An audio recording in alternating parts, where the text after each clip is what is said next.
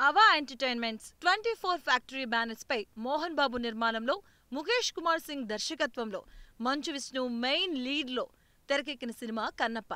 ఈ సినిమాలో ప్రభాస్, మోహన్ లాల్, అక్షయ్ కుమార్, కాజల్, మధుబాల, మోహన్ బాబు, బ్రహ్మానందం, శరత్ కుమార్ పలువురు స్టార్స్ కీలక పాత్రల్లో నటించారు. Kannappa cinema pan India wide గా నేడు జూన్ 27న రిలీజ్ అయింది. ఇక కథ విషయానికొస్తే 2వ శతాబ్దంలో స్వర్ణముఖి నదీ తీరాన కొన్ని గూడెంలుంటాయి. ఒక గూడెంలో ఆ గూడెం పెద్ద నాథనాథుడు అంటే శరత్ కుమార్ కొడుకు తిన్నడు అంటే అవరాం. చిన్నప్పుడే తిన్నడు స్నేహితుడిని దేవుడి పేరు చెప్పి బలివ్వడంతో చిన్నప్పటినుంచే దేవుడు లేడంటూ పెరుగుతాడు. పెద్దయ్యాక తిన్నడు అంటే మంచు విష్ణు ఒక గొప్ప యోధుడిలా తయారవుతాడు. తిన్నడు మరో గూడెం అమ్మాయి నెమలి ప్రీతి ముకుందన్తో ప్రేమలో పడతాడు. స్వర్ణముఖి నదీ తీరాన ఉన్న వాయులింగాన్ని ఎవరికీ కనిపించకుండా మహాదేవశాస్త్రి అంటే మోహన్ బాబు సీక్రెట్ గా పూజలు చేస్తూ ఉంటాడు. కాలముఖుడు అంటే అర్పిత్ ఆ వాయులింగం కోసం ట్రై చేస్తూ ఉంటాడు. తిన్నడు కాలముఖుడు తమ్ముణ్ణి చంపేస్తాడు. దీంతో కాలాముఖుడు వాయులింగం కోసం తిన్నడిని చంపడం కోసం అడవి గూడెంల మీదకు దండెత్తుతున్నాడని తెలుస్తుంది. దాంతో అప్పటి వరకు విడివిడిగా ఉన్న గూడాలన్నీ కలుస్తాయి. ఈ విషయంలో తిన్నడు ఫ్రెండ్ ని బలివ్వాలి అనుకుంటారు.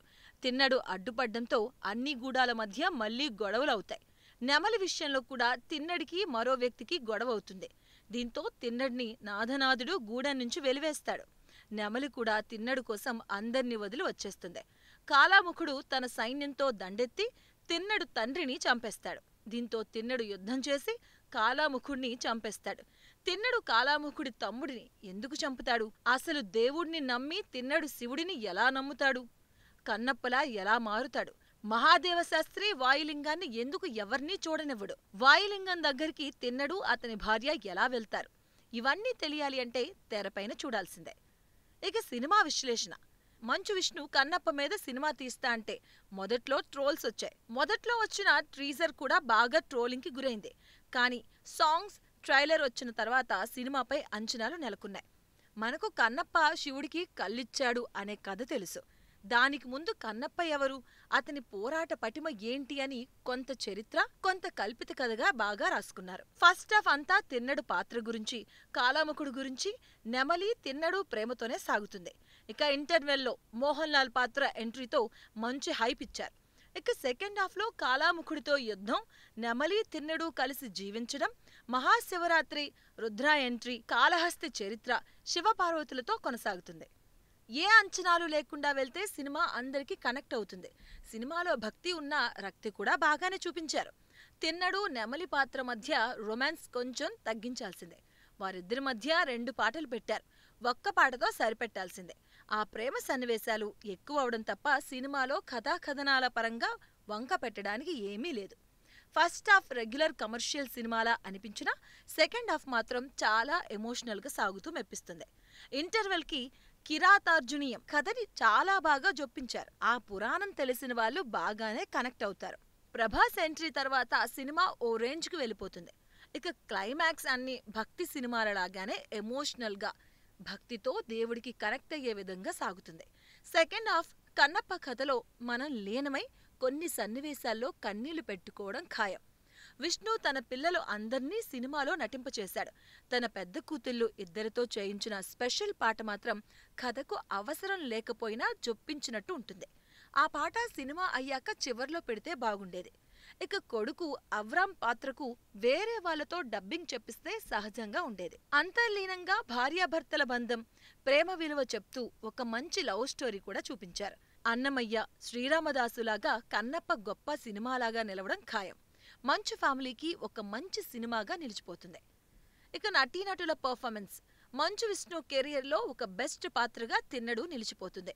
ఓ పక్క పోరాట యోధుడిలా బాడీ పెంచి యాక్షన్ సీక్వెల్స్ లో అదరగొడుతూనే మరో పక్క భక్తిలో లీనమైన పాత్రలో కన్నీళ్లు పెట్టిస్తాడు. ప్రీతి ముకుందన్ ఫుల్ లెంగ్త్ పాత్రలో చాలా అందంగా కనిపిస్తూ యాక్షన్ సీన్స్ లో కూడా అదరగొడుతూ చక్కగా నటించింది. ప్రభాస్ చాలా కూల్గా ఒక సెటిల్డ్ పర్ఫార్మెన్స్ తో రుద్ర పాత్రలో మెప్పిస్తాడు. మోహన్ లాల్ కాసేపు గెస్ట్ అపీరెన్స్ ఇచ్చినా అదరగొట్టారు. శివపార్వతులుగా అక్షయ్ కుమార్, కాజల్ అగర్వాల్ మాత్రం పర్వాలేదనిపించారు. శరత్ కుమార్ గూడెం పెద్దగా బాగా నటించారు. మహాదేవశాస్త్రి పాత్రలో మోహన్ బాబు పర్ఫెక్ట్ గా సరిపోయారు. విష్ణు తనయుడు అవ్రామ్ కూడా తిన్నడు చిన్నప్పటి పాత్రలో బాగానే నటించాడు. మధుబాల, అర్పిత, ఐశ్వర్య, ముఖేష్ ఋషి, శివబాలాజీ, బ్రహ్మానందం, సప్తగిరి, సురేఖవాణి మిగిలిన నటీనటులంతా వారి పాత్రలో అలరించారు. ఇక సాంకేతిక అంశాలు చూస్తే సినిమాటోగ్రఫీ, విజువల్స్ బాగున్నాయి. ఈ సినిమాకు సంగీతం చాలా ప్లస్ అయింది. బ్యాక్గ్రౌండ్ మ్యూజిక్ భక్తిరస చిత్రానికి తగ్గట్టు పర్ఫెక్ట్గా ఇచ్చారు.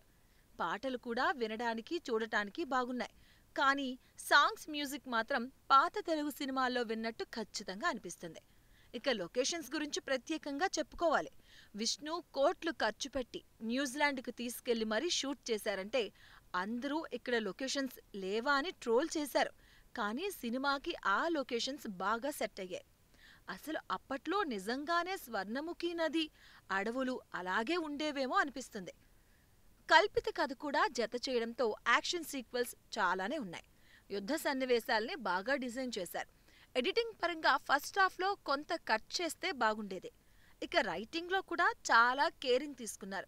భాష పరంగా, మాటల పరంగా కేర్ తీసుకొని మంచి డైలాగ్స్ రాశారు. డబ్బింగ్ పరంగా కొన్ని చోట్ల మాత్రం ఇంకాస్త కేరింగ్ తీసుకొని పదాలు స్పష్టంగా వినపడేలా చెప్తే బాగుండేది. నిర్మాణ పరంగా సినిమాకు బాగానే ఖర్చు పెట్టినట్టు తెరపై ప్రతి ఫ్రేమ్లో కనిపిస్తూనే ఉంటుంది.